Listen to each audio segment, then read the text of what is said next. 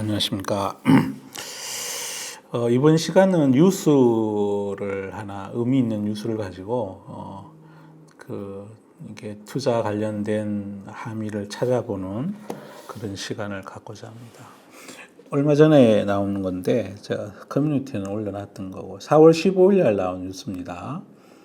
브라질의 룰라 대통령이 중국에 갔어요. 가서 시진핑 주석과 회담을 하고 그랬습니다. 우리나라는 이제 조만간 오늘 출발하셨겠죠? 우리나라 대통령께서 경제사절단을 이끌고 이제 미국에 갔고, 저 브라질은 경제사절단을 이끌고 중국에 온 거예요. 와서 이분들이 뭐라고 얘기했는지를 제가 알려드리려고 해요. 이 뉴스는 좀 중요한 것 같아서 제가 말씀을 드립니다. 주식을 하려면 세상 돌아가는 걸 잘 알아야 돼요. 어떤 기업의 다음 분기 실적을 잘 맞추는 게 전부가 아니라는 거죠. 왜 그러냐면 그 기업의 다음 분기 실적은 세상 변화가 결정할 때가 많으니까요. 베이징에서 중과 브라질이 정상회담을 했다. 전략적 동반자 관계 심화를 하려고 공동성명을 내렸다. 기업인이 240명을 데리고 왔다. 근데 요즘에 뒤에 보면 나오지만 농업인이 한 90명 정도 돼요. 무역, 투자 등 다방면에서 협력 문서를 도출했다. 룰라는 대중관계에 어떤 선입견도 없어. 누구도 양국 관계 강화 못 막아. 지금 남미에는요, 핑크타이드 바람이 불고 있어요. 그러니까 15개 국가가 거의 있는데, 13개 국가가 이제 좌파 정부예요. 그게 또 아이러니컬한데, 경제들이 안 좋아요, 다. 경제들이 안 좋으면, 먹고 살기가 어려워지면은, 이제 기존 원래 있던 정부에 대한 불만이 많이 생기잖아요. 그럼 또 이제 자로 가는 거지. 근데 또 자로 간 다음에 남미도 보면 역사적으로 정치가 항상 이렇게 자로 갔다가 우로 갔다 자로 갔다 우로 갔다. 그리고 거기는 또 이웃 나라들이 또 전염도 잘 돼. 그래가지고 차베스라고 있었잖아요. 또 쿠바에도 있었고, 그러니까 한번 바람이 불면 막 그렇게 가요. 그게 또 옛날에는 남미가 유명한 종속 이론이라 그래서 미국 자본에 의해서 종속당해서 착취당하고 있다는 그런 운동권 논리가 있어요. 그래서 하여튼 남미는 나라가 많이 발전 안 하면 뭐 발전 하나 안 하나 다 진보 같다 보수 같다 그런 것 같다. 하여튼 현재 남미는 우파 정부가 잡고 있는 나라는 2개인가 거기밖에 없어요. 그래서 이제 이 룰라 대통령이 중국에 온 거죠. 와서 얘기를 했는데 이게 왜 중요한지 지금부터 한번 쭉 말씀을 드려 볼게요. 베이징에서 만났고 시 주석은 100년 만에 세계 대변혁의 국면을 맞아 중국과 브라질은 역사의 올바른 편에 서서 진정한 다자주의를 실천해야 한다고 말했다. 이 정치인의 워딩은요, 엄청난 독해가 필요해요. 이게 그냥 제가 이렇게 떠드는 것처럼 생각나는 대로 말하는 분들이 아니시고 그 단어 하나하나를 선택할 때도 굉장히 많은 걸 고민하고 선택을 하는 거거든요. 자, 우선 전 이거 보고 깜짝 놀랐어요. 100년 만에 세계 대변혁이다. 100년 만에. 그러면 제가 생각을 해봤어요. 100년 만이면 1923년부터 지금까지의 세상을 얘기하는 거죠. 그걸 지나간 100년 만에 앞으로 세상은 이렇게 가야 된다고 주장하는 뭐가 있다는 거예요. 그럼 그 지나간 100년이 1923년이 뭐였나요? 세계 1차 대전이 막 끝나고 미국이 짱 먹기 시작한 때예요. 그래서 이분 생각에는 야, 너 지나간 100년 동안 미국 너희들이 다 너희가 짱 먹고 있었지? 이제 100년 만에 대변혁을 하는데 브라질 나한테 힘을 좀 실어줘 이런 얘기를 하고 있는 거예요. 그리고 마음속에 진짜 패권을 잡고 싶은 마음이 있는 거예요. 이 100년이라는 말에 엄청나게 많은 함의가 들어있어요. 그리고 또 1923년은 중국 공산당 막 출발하기 시작한 때예요. 모택동, 마오쩌둥 딱 출발하기 시작한 때예요. 그래서 지나간 100년 동안에 중국은 공산당 기반으로 해서 국민당을 대만으로 쫓아내고 막 진짜 출발해서 우리가 힘을 이만큼 길렀다. 그리고 지나간 100년 동안에는 미국의 세상이었는데 대변혁의 출발선에 섰다. 이드님, 신냉전 시대가 이런 거 보면 오래 갈 것 같지 않습니까? 네, 다른 나라들도 이제 합류하면서 점점 길어지는 추세가 될 것 같습니다. 그런데 어떤 애널리스트 분들은 트럼프가 집권하면 전기차 보조금이 어떻게 될지 모른다고 그러세요. 이드님도 알고 있는데. 그래서 이 100년이라는 게 무시무시한 어떤 뒷배경을 갖고 나온 말이라는 거예요. 요 유수에 제가 제일 키워드로 생각하는 거예요. 시주석은 또 그러니까 타사주의를 실천해야 된다 그러잖아요. 이 얘기는 뭔 말이냐면 우리 연대하자 이러는 거예요. 그러니까 타사주의라는 말 속에 나하고 경제적인 이해관계가 있는 사람들은 나하고 어깨동무하고 가자 이 얘기거든요. 그 왜 이런 중국이 이렇게 큰 소리를 칠 수 있게 됐냐면 이거 다 미국 때문이에요. 미국이 싼 물건을 공급하기 위해서 중국의 빗장을 열고 중국을 제조업 강국을 만들어 준 거예요. 그러면 중국이 제조업 강국이 되려면 원자재가 있어야 될 거 아닙니까? 브라질은 원유도 나지만 철강석 엄청 많이 나고요. 석탄도 많이 나고 농작물도 강활한 농작물 지대예요. 그러면 거기서 브라질 입장에서 보면 자기의 상당히 많은 부분을 제1교역국이 중국인 거예요. 그럼 브라질만 그러느냐? 이번에 그 프랑스도 중국 가가지고 그 양반 또 말을 잘못해가지고 대만에 대해서 뭐 중국 입장을 지지한다 이래가지고 지금 막 뒤지게 혼나는 중이에요. 다른 EU 연합국들에게. 그건 잘못됐다 그러고 막 또 얘기가 옆길로 갔는데 어쨌든 남미나 이런 특히 남반구가요. 호주, 브라질, 아프리카 뭐 이런 데가요. 자원이 많아요. 자원이 많아. 그래서 남반구에서는 원자재를 생산하는 국가 기업들이 많아요. 그래서 그 나라의 증시에는 시가총액 1등 먹는 애가 뭐 탄광회사 뭐 이런 회사 되는 거죠. 철강석 회사, 뭐 리오 틴토 뭐 이런 애들이 막 시가총액 넘버 짱 먹고 막 그래요. 그리고 거기는 또 제조업은 그렇게 많지 않아. 그러다 보니 원자재를 중국에 팔고 그 대가로 중국에서 만든 제조업 물건을 사갖고 하는 거예요. 그러니 중국 입장에서 이제 이런 생각을 하는 거죠. 야, 그러면 내가 요 경제적인 목줄을 다 쥐고 있고, 더구나 1대1로를 해가지고, 그 관련된 경제 통상망을 더 많이 만들어서 나의 연대 세력을 많이 구축을 해야 되겠다. 구축해서 어디 한번 다시 위대한 중화민국을 만들겠다. 라는 게 이분들 생각인 거예요. 그 와중에 그럼 브라질 같은 데는 특히 이제 먹고는 살아야 되니까. 그리고 또 중국하고는 안보상의 문제는 없는 거잖아요. 너무 멀리 떨어져 있어. 아니, 엄청 멀리 떨어져 있다니까. 엄청 멀리 떨어져 있다고. 그러면 뭐 중국이나 러시아가 우크라이나를 침공하고 무슨 북한이 핵무기를 개발하고 이러더라도 브라질 입장에서 보면 그냥 먼 나라 얘기인 거죠. 직접적으로 자기한테 그 미사일이 날아올 리도 없고 중국이 러시아가 자기를 침범할 일도 없다고 생각하는 게 맞잖아요. 그러니까 이렇게 나온 거죠. 거기다 이제 룰라 대통령 이분은 이제 노동운동 하셨던 분이세요. 그러다 보니까 원래부터가 자기는 이제 그냥 브라질 국민만을 위해서 살겠다 이런 마음이 굉장히 많고 이렇게 이렇게 막 힘있고 권력이 있는 것에 대한 막연한 거부감이 있는 거죠. 이제 그런 것도 있고요.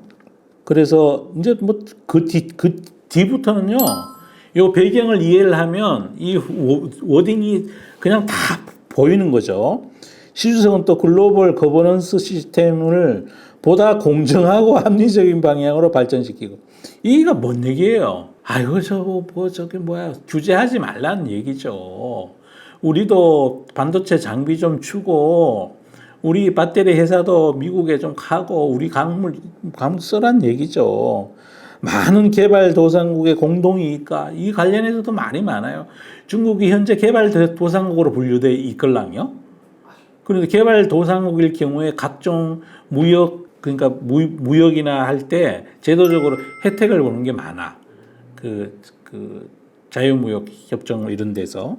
그래서 개발도상국은 다 자기한테 원자재를 갖다 주거나 자기 제품을 사주는 데니까. 국제 공평 정의를 확실히 수용하고. 그러니까 이게 정치인의 말은 정말로 이거 잘 들으셔야 된다니까요. 자기 것만 공평하면 되는 거야.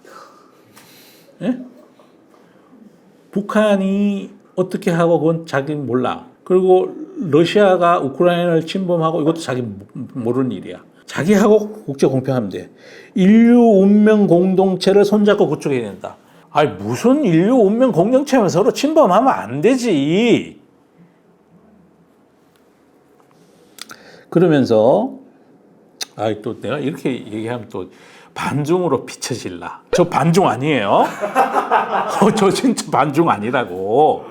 가까이 있는 이웃이기 때문에 친하게 지내야 돼. 우리 외교 용어에 이런 말이 있잖아요. 원교 근공이라고. 이게 원공 근 원교 근공 맞습니다. 맞나? 뭐 하여튼 가까이 있으면 지나면 뭐 하여튼 그거나 저거나 뭐 덧진 개찐이지 뭐. 그러면서 중국은 브라질과 UN, 브릭스, 브라질, 러시아 이거에 한때 또 난리가 났었어. 브릭스 국가가 그래서 그 코친디아 브릭스 펀드 이런 것도 난리가 났었잖아요. 한때 이거 맨 처음에 이 용어를 퍼뜨린 사람이 골드만삭스예요. 그래가지고 그때 그 펀드 팔아가지고 어떻게 해 먹으려고 골드만삭스가 한동안 이거 엄청 온 세상에 퍼뜨리고 다녔어. 하여튼 그 금융하는 사람들은 좋다 그러면 의심을 일단 좀 해봐야 돼. 나는 빼고. 왜냐하면 나는 금융하는 사람이 아니잖아요. 나는 현직에 있지 않기 때문에 아무런 이해관계가 없는 사람이에요. 저는 대한민국 자유시민이자 유튜버 그리고 담임 선생님입니다. 그 이해관계가 별로 없어. 조금은 있어. 한번 조회해 주시면 제가 2원 벌어요. 커뮤니티 글 올리는 건 조회하셔도 저는 빵원이에요. 이건 오직 교육 목적으로 하는 거예요. 그래서 대부분의 유튜버들은 커뮤니티 잘 안 합니다. 커뮤니티 할 거리가 있으면 동영상을 찍지. 동영상은 그래도 몇 푼 돈이 되니까. 요거는 편집하지 마세요. 중국은 브릭스, 인도 있어요. 주요 20개 등과 다자틀 안에서 공통 관심사인 글로벌 이슈에 대한 전략적 협력을 강화하고 기후변화에 대한 기후변화는 또 엄청 챙기세요. 전제가 있다는 거야. 나를 중심으로. 위대한 중국을 중심으로 기후변화에도 함께 대응하고 우리 배터리도 많이 사가지고 가고 글로벌 공통 아젠다에 대해서 같이 협의하고 이러자는 거죠. 말만 들으면 천사야, 천사. 이에 여기서부터 이제 룰라 대통령.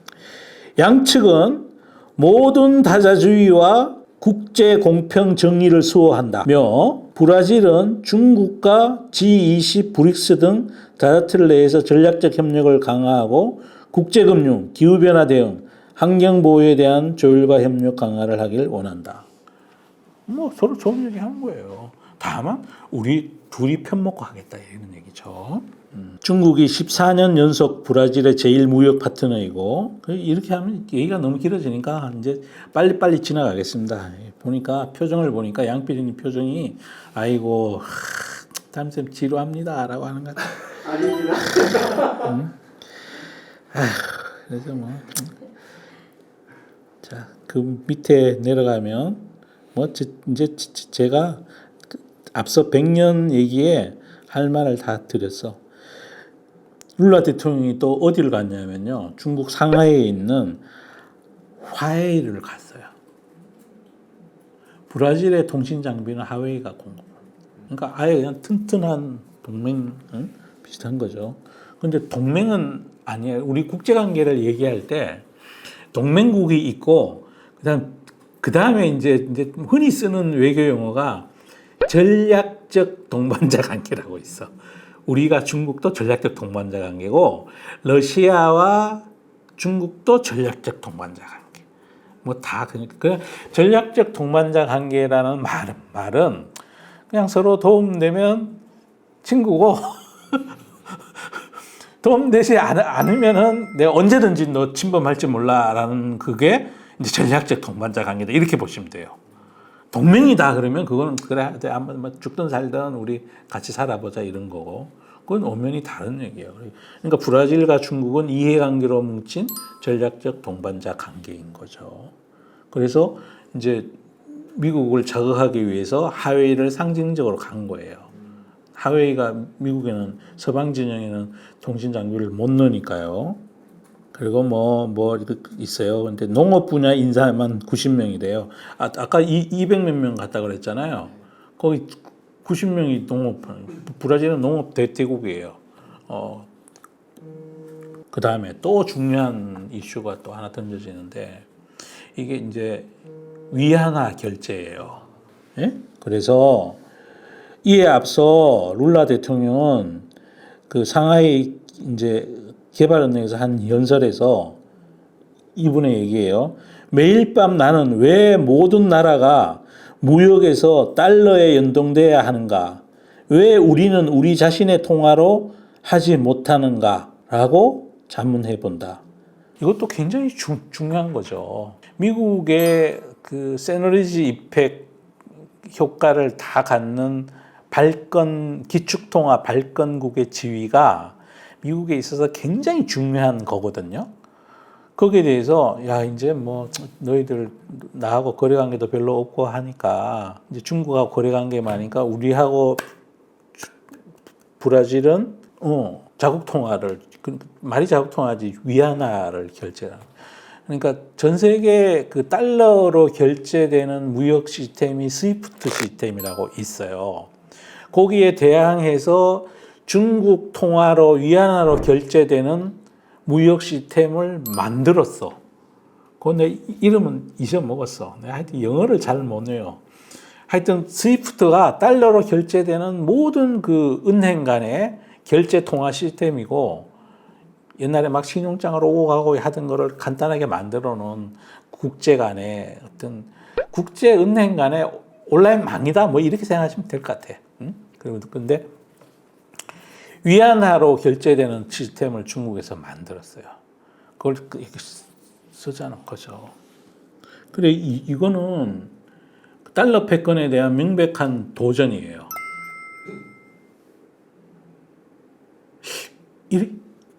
이런데도 트럼프가 당선되면 갑자기 정책이 바뀔까요? 오히려 더 강화될 것 같습니다. 저는 강화될 것 같습니다. 이제는요, 사태가 이 지경까지 이르게 되면 미국 혼자 감당을 못합니다. 트럼프가 아니라 트럼프 할애비가 집권을 하더라도 뭉치지 않으면 상대가 이렇게 뭉치는데 어떻게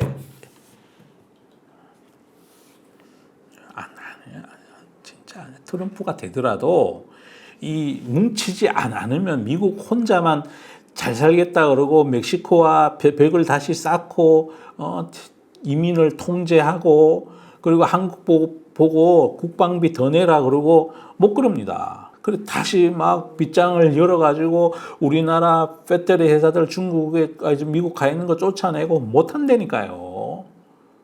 공부를 좀 하고 써야지. 대중 앞에 나서서 무슨 얘기를 하려면. 룰라 대통령은 우리는 왜 새로운 것을 창출하지 못하는가? 이건 이제 그 본이제 폐지된 닉슨이 최종적으로 금태안을 1971년도인가 2년도인가 그때 폐지했죠. 달러가 기축통화돼야 한다는 건 애초 누구의 아이디어였나? 미국의 아이디어죠. 1차 대전의 승전의 원인이 미국이었고 2차 대전의 승전국이 미국이잖아요. 그래서 그렇게 된 거죠. 어떻게 보면 브라질은 좀 얄밉기는 해. 아니 우리 6.25 전쟁할 때도 군사 안 보내준대요. 그리고 1차 대전, 2차 대전 하는데 뭐 파병을 한 게 있나요? 거기다 또 땅은 넓고 원유도 나고 철강석도 나고 석탄도 많이 나고 그거 팔아먹으면서 또 춤도 잘 추시잖아. 삼바 축제도 하고. 아이고 참. 거기다 또 아마존 강은 얼마나 또 지난달 중국과 브라질은 양국 간 교역에서 달러 대신 자국 통화를 쓰기로 합의한 바가 있다. 여기까지예요. 여기까지인데 제가 이거를 왜 또 갖고 와서 그러냐 하면 이게 이제 만만한 일이 아니라는 거예요. 빨리 세계화 시대의 추억을 빨리 잊으셔야 돼. 지금부터 투자 잘 하시려면. 그리고 우리나라에 오늘 보니까 브라질 채권 살 때라고 생각 잘 해보셔야 돼. 고정금리 10% 먹는 게 중요한 게 아니고 세금 얼마 덜 내는 게 중요한 게 아니고 브라질 통화가 어떻게 될지를 걱정해야 된다고.